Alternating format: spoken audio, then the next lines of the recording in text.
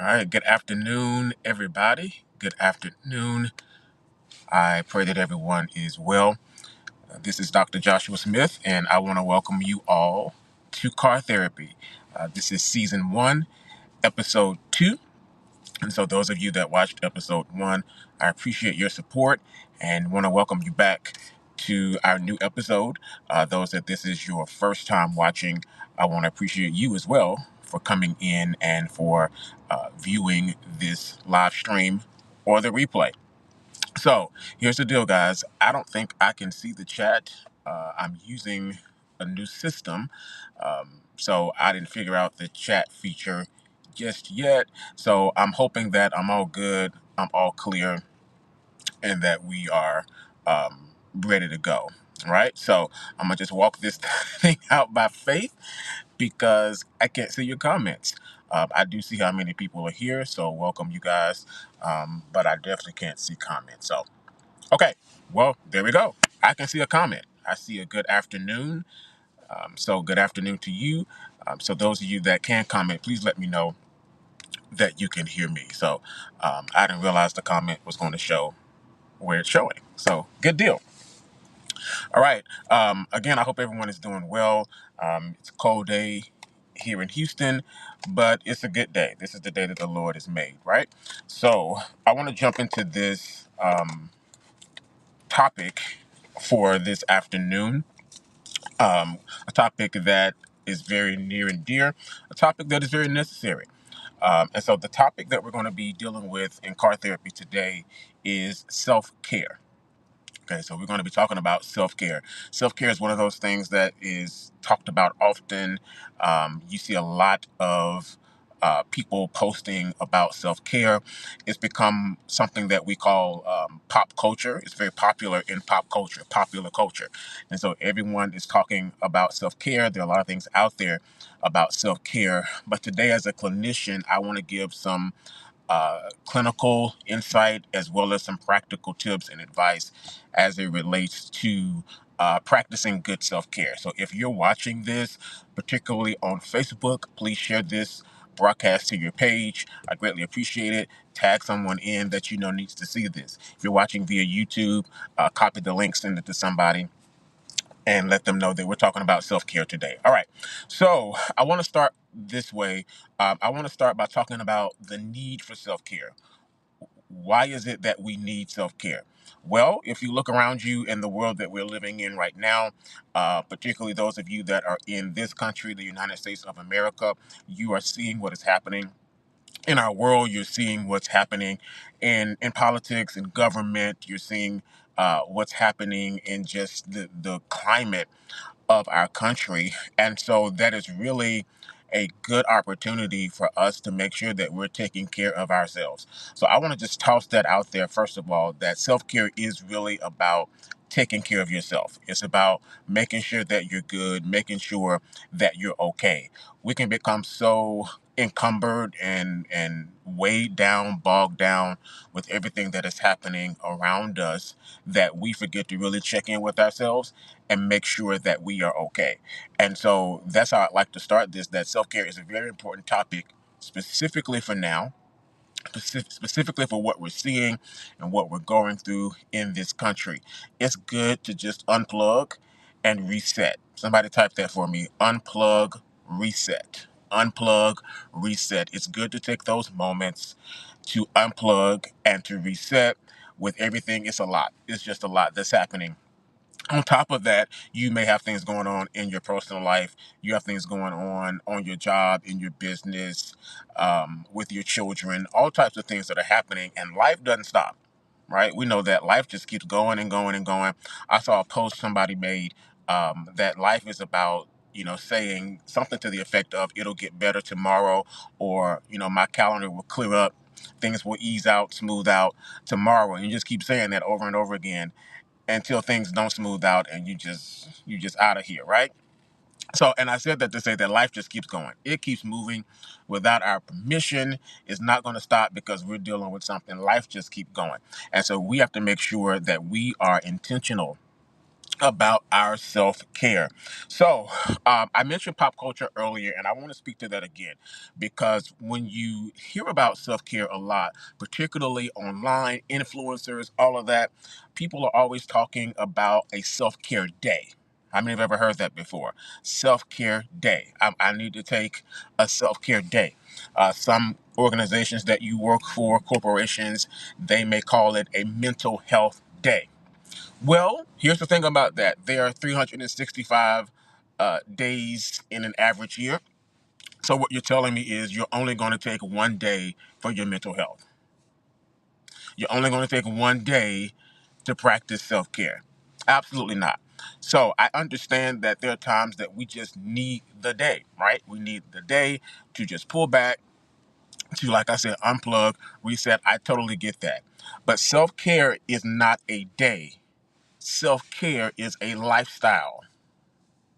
Okay, please hear that. Self-care is not a day, it is a lifestyle. It is literally you building a life that you don't have to take a vacation from. Yep, that's self-care. Building a life, building certain things into your life, into the routine of your day, that when you don't need to have to take a vacation to escape your life, right? You need to get away, and sometimes that's good, of course, to get away, but self-care is really about the things that you do throughout the day, right? Day to day, week to week, to make sure that you're taking care of yourself. And so the clinical definition for self-care is this: listen carefully. It is the actions and the routines that we consistently engage in to promote physical health, mental health, social and emotional health, and even spiritual health. I want to say that again. So self-care are actions and routines. Okay, type that for me. Actions and routines. They're the actions and the routines that we participate in every day in order to promote health and to promote wellness. Okay, and so again, self-care is not a day, it's how we live our life. Let me summarize it this way: self-care is a plan, a discipline, and a lifestyle. Yes, self-care is what? A plan, a discipline, and a lifestyle. Again, it's about weaving certain practices, so to speak, into your day every day to make sure that you are taking care of yourself. And so when you think about self-care, think about it in terms of a wellness plan. A wellness plan. I literally have a document that I think I created this in 2018, 2019. It is a document that breaks down the different dimensions of self. We know from Genesis 2 and 7 that God created us body, soul, and spirit, right? And so my self-care document that I created is a wellness plan that challenges you to look at those three dimensions of self, those three components of self: body, soul, and spirit, and create a plan about how you will take care of yourself in all three of those areas. So that's what I'm referring to. It is a wellness plan. And so it is me planning out, how am I going to do this? What practical steps am I going to take to make sure that I'm taking care of myself? Let's get some examples. So self-care may look like, and I'm thinking in terms of the document and those dimensions. So self-care may look like, for the body, it may look like I'm going to walk a mile every day. I'm just throwing things out here. um, Spiritually, it may be that every day that I wake up, I'm going to do a devotional. Now, that's something that I've been doing for a few years now, and it really helps to set the day, to help to center me. But do you understand that that's self care? That's me making sure that I am taking care of myself in the physical or the spiritual dimension, rather. Right? Does that make sense? And so I've clocked it. I've been able to clock it that if I don't do, and usually I use like my Bible app. I try not to make it complicated. So I use the Bible app most of the time. But I've noticed that if I don't do my daily devotion, if I don't start the day with prayer in some format, the day is kind of off. Yeah, the day is not off. The day is off. I'm not as centered and as postured and as prepared and as level headed as I potentially could be because I have not done my discipline. Did you hear what I said? Self care is not a day, it's a discipline. It's how am I disciplining myself in all of these areas to make sure that I'm good across the board. Okay, so I'm going to repeat what I said earlier. Self care is not a day, self care is a plan, it's a discipline, and it's a lifestyle. All right, so think about that as I'm talking. Like, what are you going to start doing in each dimension to make sure that every day of your life you're doing good self care? So I told you what self-care is not. I told you what it is. Let me add this in here. Another thing that self-care is not, and I know y'all gonna get mad.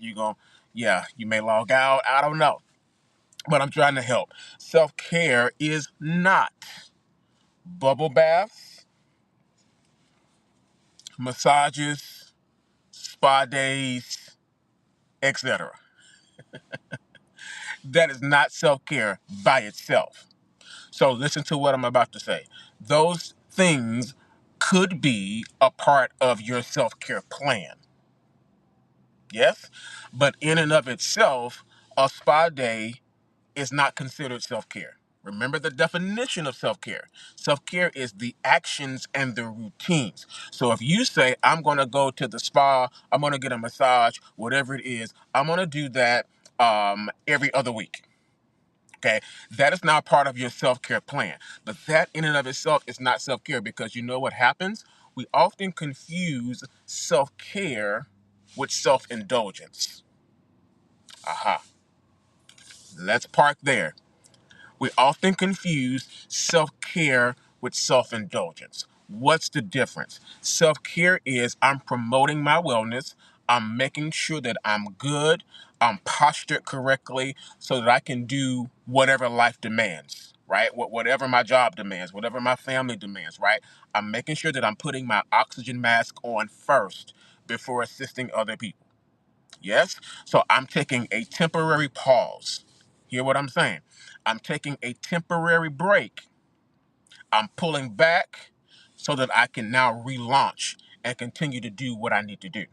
So self care is not selfish. Somebody type that for me. That's good. Self care is not selfish, but self indulgence is. Because when we look at self indulgence, that becomes all about us, and we don't find ourselves doing the things that we need to do. Like, this is, I'm just going to take this time and this is just for me, like bump everything and everybody else. That's not self-care, that's self-indulgence. And oftentimes it is let me say escapism. So I want to escape. Listen, I want to escape from the life that I'm living. No, self-care is building a life that you don't have to take a vacation from. So I'm not just doing things to check out. Okay, clinical language. I'm not just doing things to disassociate or to isolate. No, this is a part of my wellness plan. Is this making sense? This is a part of my self-care plan. So it's a very thin line, but I think you all got it, that there is a difference between self-care and self-indulgence. Okay, so we got to be really careful that the things that we're doing are actually promoting our physical health, our mental health, our spiritual health, and our wellness, and not just us trying to escape. Because the thing that you got to escape, or that you feel like you need to escape, you're going to have to come back to it. That's why oftentimes you may find yourself going on vacation, coming back tired, right? You went to escape, but all the things that you had to deal, like, you still had to deal with life. You ever been on vacation and you got a notification, thank you for your payment. You still dealing with life, right? You set it to the side temporarily, but life is still life. If you have certain health challenges, when you go on vacation, you don't leave those health challenges at home. Does that make sense? So sometimes we're running. We're runners and we're track stars, right? We're running from our life instead of building out a life, again, that we don't have to take a vacation from, that we don't have to escape from. Because when you get back from vacation, those bills are still there. Yep. When you get back from vacation, that issue is still there. But we like to think I'm just escaping. And in the moment, yeah, we might be, but then we got to come back to that. And sometimes things are happening on vacation or when we are away that reminds us that we're still living life. All right. So let's be mindful of that. So I'm going to give you a few things, a few whys. Let's talk about why. Why? Why? Because when we look at the why, we're really looking at like what's in it for me. Hopefully by now I've made the case of what's in it for you. Like as a human being, all that's happening around you, you got to find a way to unplug and to reset. All right. So here are some whys. I got 3 things to show you why we need to participate in self-care every day. The first reason is that self-care is biblical. Somebody type that. It's biblical. Self-care is biblical. There are many scriptures that I can pull to speak to self-care and just how biblical it is. But my favorite one to talk about is Mark chapter 6, verses 30 and 31. Mark chapter 6, verses 30 and 31. And actually that whole passage, but I want to pull out and talk about those 2 verses specifically. So in this text, Jesus is having interaction with his disciples, the apostles, and he has previously anointed them, he has commissioned them, and he has sent them out. He sent them out with authority, he sent them out with power, right? He sent them out with everything that they needed. When you look at Mark 6, 30 and 31, you'll see that they're coming back to Jesus giving a report. And they're talking about how the demons are subject to them. They're talking about how healing has taken place. All types of diseases are being healed because of their ministry. If you look at the text carefully, you will never see Jesus praising them. Jesus did not even acknowledge what they said. Not one time. I want you to go and look at that. That's your first homework assignment for the day. Look at Mark 6, 30 and 31. You will never see Jesus praising them. You will never see Jesus saying, good job. You don't see it. What Jesus says to them after they give their report is, come away for a while. Let's rest. Is that unplug? Is that reset? Those of you that are in ministry, like, you understand the need to just decompress after you've done a lot of ministry. You've done your assignment, you love your assignment, but you still need that time as a human to collect yourself. So again, Jesus brought them into a rest mindset. He says, let's come away for a while and let's rest. And if you read the text, it says that Jesus discerned that they had not even had an opportunity to eat. So they were so busy doing good things, right? Doing what he called them to do, doing what he commissioned them to do. But they were so busy doing it that they forgot to take care of themselves. They forgot to rest. They forgot to eat. Type self-care. That's exactly what we're talking about. We're talking about self-care. So Jesus, in his wisdom, the greatest therapist I know, Jesus says to the 12, come away, let's rest. Now, if you keep reading in that text, you will see that they didn't get to rest a long time. He said, come away and rest for a while, literally. Because Jesus knew and understood that as soon as they got in that boat and they began to push out, there were going to be 5,000 plus people that needed to be fed, that needed ministry. And so Jesus, in his wisdom, is like, hey, let's check in. Let's take a self-care break. Let's take a self-care pause. Make sure that you're taking care of yourself because you only have a little bit of time to reset. Okay? Are y'all picking up what I'm putting down today? So Jesus says, come away for a while. Let's rest because you need it. to reset from what you just got done doing. And now you're going into a new situation, and this is more people, right? The demand is greater, and so you need that time of rest. Somebody type, rest is holy. Rest is holy. Rest is biblical. Jesus rested. Not only is Jesus the greatest therapist I know, he's a wonderful counselor. I also believe that Jesus was an introvert in his humanity. Why do I believe that? Because every time he got around the crowds, he was able to do what he was called to do. He was able to do what the Father sent him to do. But have you ever noticed that as soon as the crowd was over, one thing that he often told people when he healed them, cast out demons, raised folks from the dead, one of the things that he often said, and it's so funny to me, that the Bible is great. One thing that he says is, like, don't tell nobody. He said, now I just healed you, but don't tell nobody. Why? Because if you start telling people, it's going to spread abroad, right? And they're going to start disrupting my rest. And I need my rest. So often he would tell people, don't tell nobody.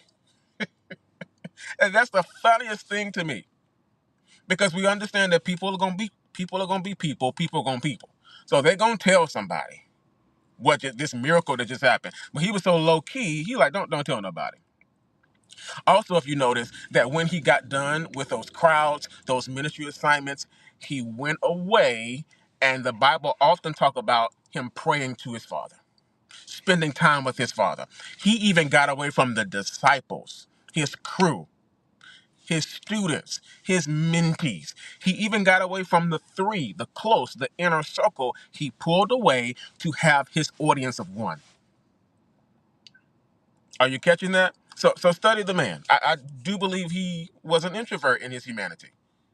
As I just saw in the chat, the translation of that is don't overstimulate me. Because if you are an introvert, that's another topic. You know what crowds drain you. You love what you do, but you need that moment or those moments to rest. So Jesus is the master at showing us that. Number two, we're talking about why we need to do self-care. Number two is healthy. It's healthy. It's what? Healthy. Bottom line. Okay, so listen to this. Our bodies as humans, our bodies and our soul, our mind, our emotions, etc. Our body was not meant, our soul was not meant, it was not designed by our Creator to be in a constant state of hyperarousal. Let's take a deep breath right there. Let's just settle in that. Our brains, our body, our soul was not created to be in a constant state of hyperarousal. Do you know what happens when you have high stress levels for extended periods of time?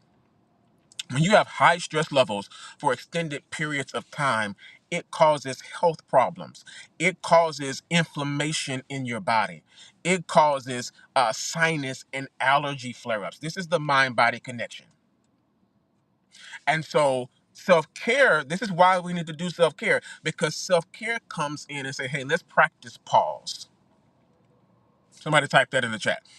Let's practice pause, because especially in this country, very capitalistic, we're always on the go. Yes? And it's not our fault, so to speak, it's the culture. The culture is like, let's move, let's go, let's get it, let's keep going, because there's money to be made. And so often we are rewarded for our hustle. And we are rewarded for how much we can take on and how much we can handle. I'm coming back to that in a moment. We're rewarded for that, but we're often not rewarded for our rest. Even growing up, let's talk about growing up in the black household. And I know I have many races on here, many ethnic groups, but I'm black. So let me just give that, and let me speak to that audience for a moment. Like, when you grew up, you probably heard things like, it's 10 o'clock, get up out that bed. Anytime you were to rest, like, there was no rest. Now, if your experience is different, praise God. If you're raising your children differently, applause. Absolutely, because each generation knows better and should do better.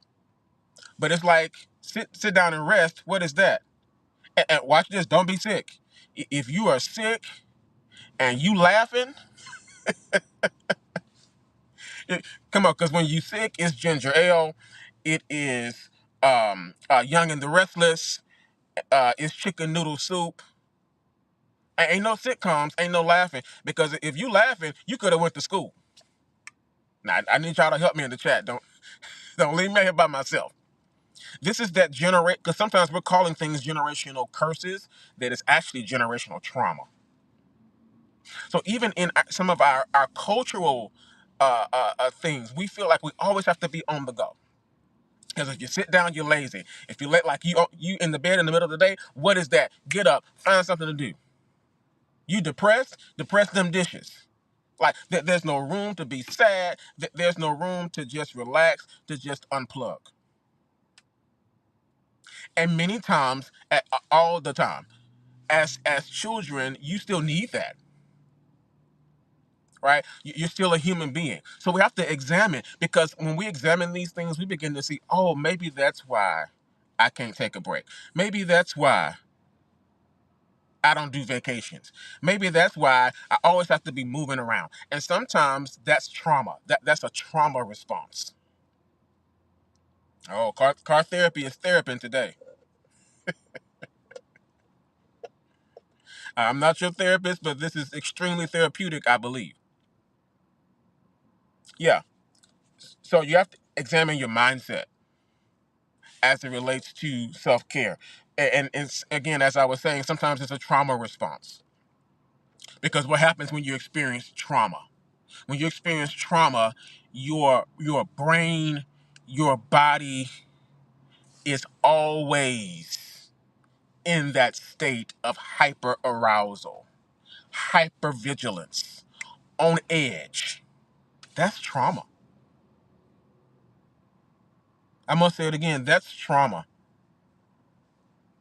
So sometimes we're on the go because that's a trauma response. Okay, more on that later. Number three, I don't want to get stuck there, but I want you to remember what I said in number two. If you are in a constant state of hyper arousal, all types of stuff is happening in your body. Your body can literally shut down because of the hyper arousal. So you got to be really careful with that. You got to check that. And as I said in the beginning, weave in to your everyday life practices that help you to do good self-care, because self-care is not a day. Mm-mm. There's no such thing as a self-care day. It's a self-care lifestyle. It's a self-care plan. It's self-care disciplines. All right, let's go to the third why. Are y'all enjoying this? Is this good to you? Is this helpful? The third why for self-care, why we need to do self-care, is because in self-care, in that discipline, we avoid burnout. Thank you guys for sharing and tagging. You can also support with stars if you're on Facebook. So self-care helps us to avoid burnout. Now, I'm gonna put me on the chopping block for a moment to help you. So Joshua Smith is a workhorse. Yep. I have high capacity to do a lot of things, and none of those things get dropped. I have a high capacity to do a lot, and that's just because of the way that I was raised. I started in ministry extremely early. People gave me their problems, their issues, ministry and otherwise, very early, right? And so I'm used to carrying a lot. Let me know if I'm talking about you. I'm used to carrying a lot, doing a lot. I don't mind. My personality is type A, so I can get a lot done. I can do a lot. I can maneuver a lot at one time. But you and I have to be really careful with that, because the danger in that is that you can be overwhelmed, overstimulated, overworked, over everything and not realize it,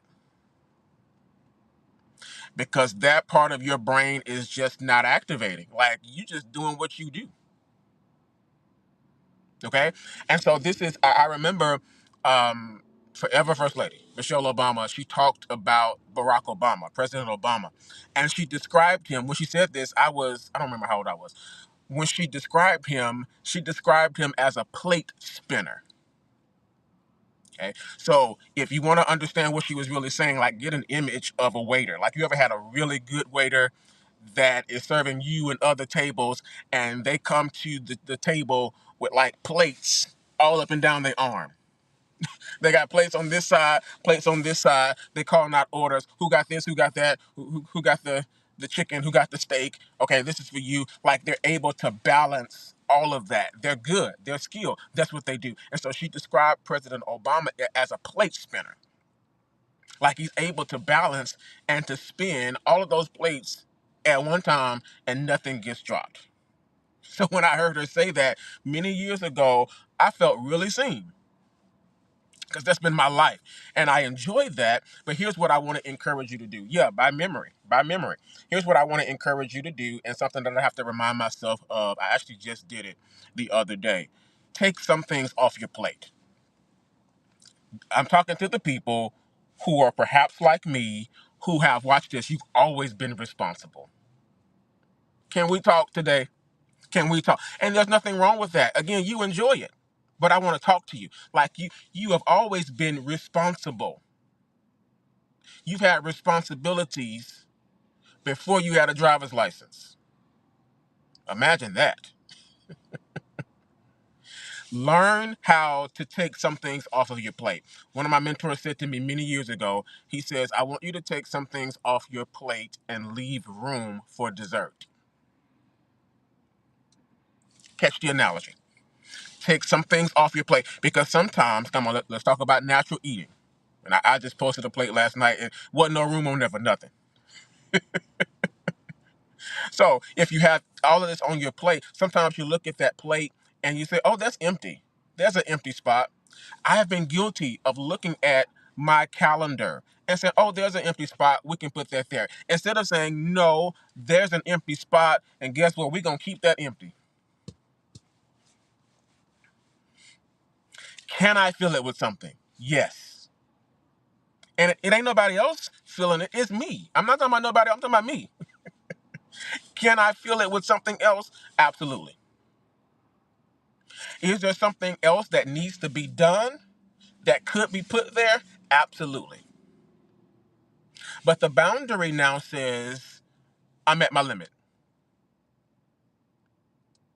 I'm at my limit. I saw this meme many years ago, like, and it said it was a joke. It was like, don't tell people you have an off day. Because if you have an off day and you're not scheduled to do anything, people start putting stuff on your off day.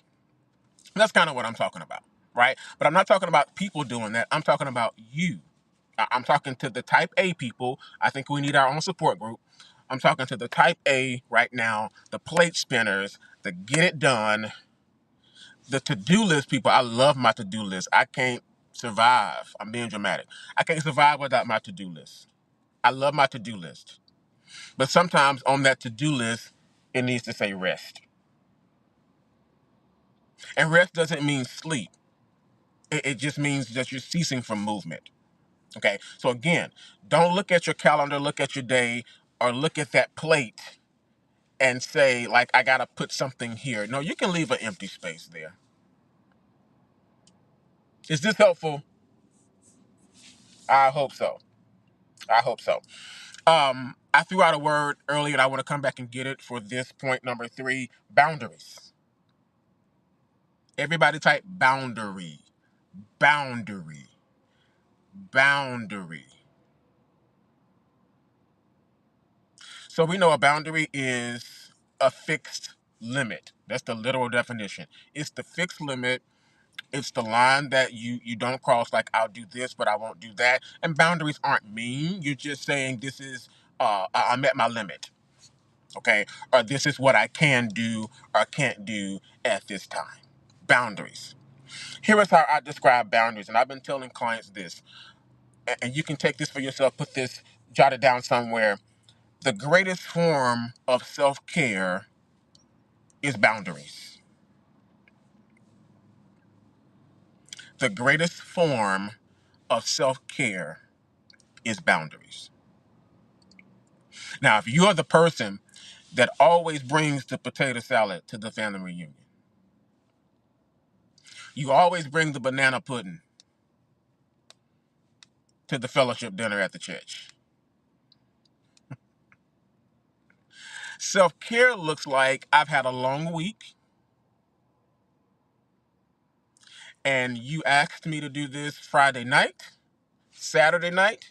The answer is no. That's not mean. It's not unchristian. It's just no. That's a boundary. But when you have porous boundaries, or you have boundaries that are not stable, not consistent, that it just kind of comes and goes.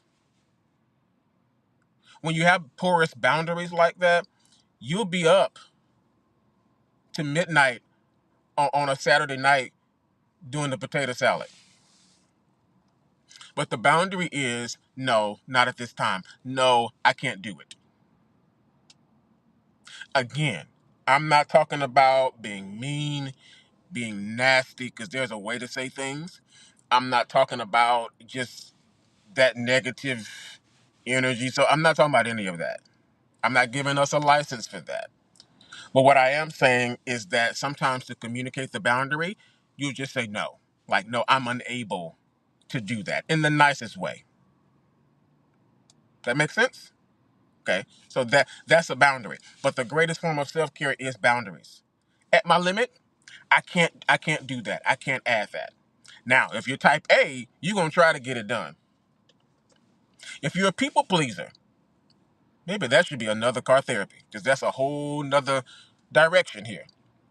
If you're a people pleaser, you definitely gonna try to get it done because you want to please and appease people.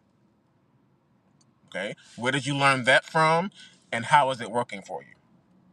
Dr. Phil question. All right, can I end here? I have two endings. I'm a preacher. Two endings. The first ending is this. I just want to give you some life hacks. Ooh, let's pause. Let's pause. Tamil Curtis just put, if you're on Facebook, um, she just put up something that is a great way to say what needs to be said. And I tried to pin it, but I'm still learning the system. So, okay.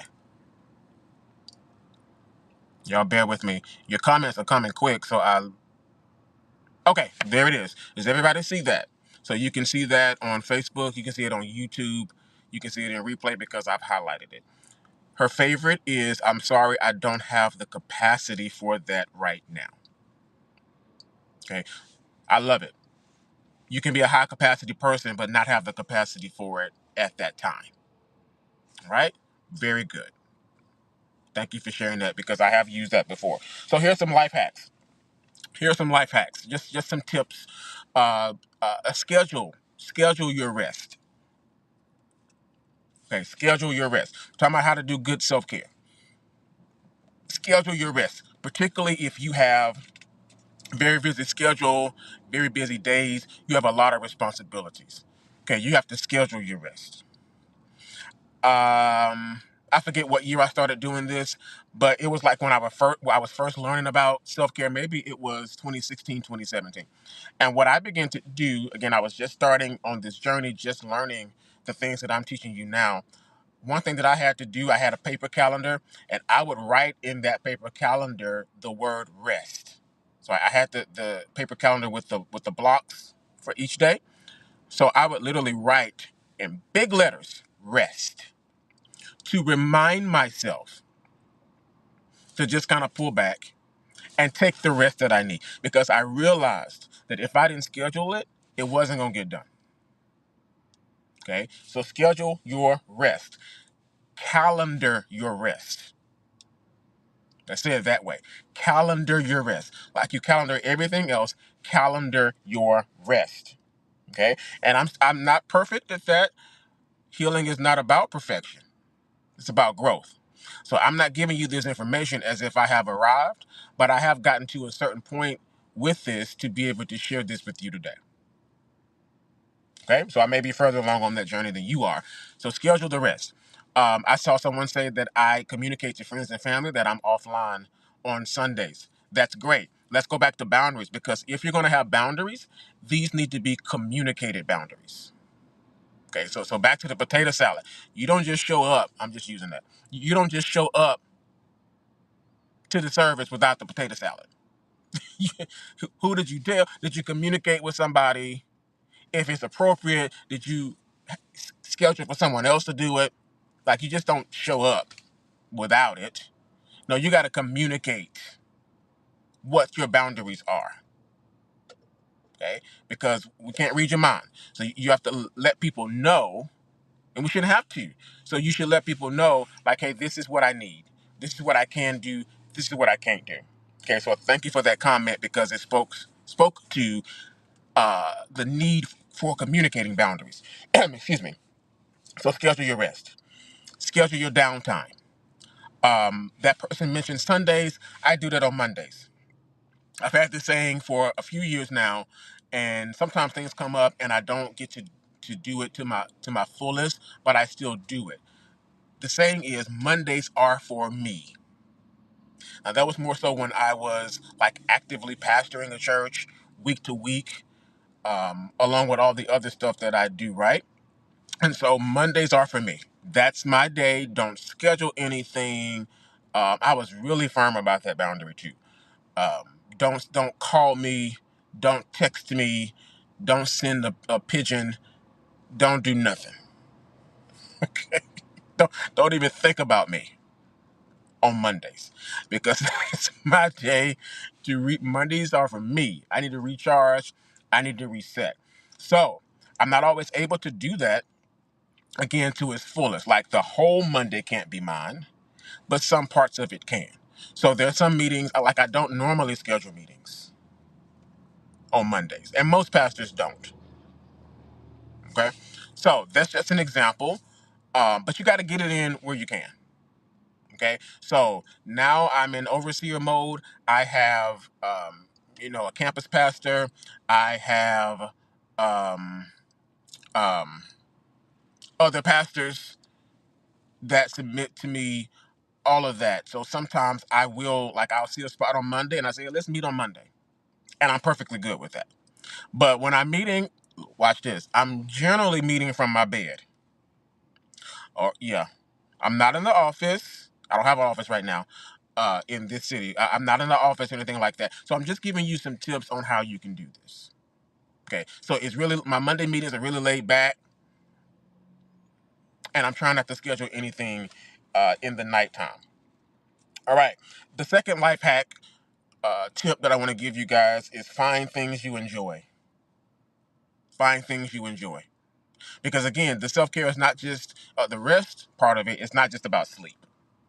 Okay. So things that you enjoy, you can do in your self care times. I've had all of my clients for the past few months, I've had all of them going to Google and just putting in the word hobby. If we ask the average person, what is your hobby, can't tell you what it is or what they are. And so I've been challenging my clients, and I'm going to challenge you guys. Second homework assignment. I'm going to challenge you in the live. I'm going to challenge you in the replay to Google the word hobbies.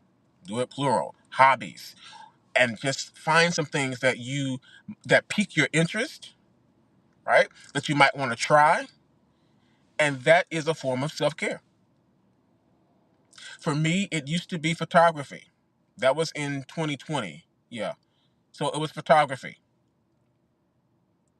I don't do that now. It's not something that like I'm consistently interested in, but I'm just giving you an example of me finding something that I enjoyed at the time, and it was not an escape. It was something for me to pull back and to rest and to reset. Does that make sense? All right. Um, and then I want you to challenge your mindset. Let's challenge our mindset, because self-care, this is the third life hack. Challenge your mindset, because the way you think about a thing is the way you do a thing. You can only go as far as your mindset. So if you have a certain mindset about self-care, oh, that's lazy. That's a mindset. I don't have time for self-care. That's a mindset. I'll sleep when I'm dead. That's a mindset. Extremely toxic one, to be honest with you. Okay, so we have to challenge these mindsets that either we brought from childhood, someone told us, or we told ourselves. Challenge those mindsets. And when you start challenging that mindset, you'll start finding different ways to implement self-care into your life. Self-care, let's talk about self-care right now in this current climate. Sometimes self-care is simply turning the television off.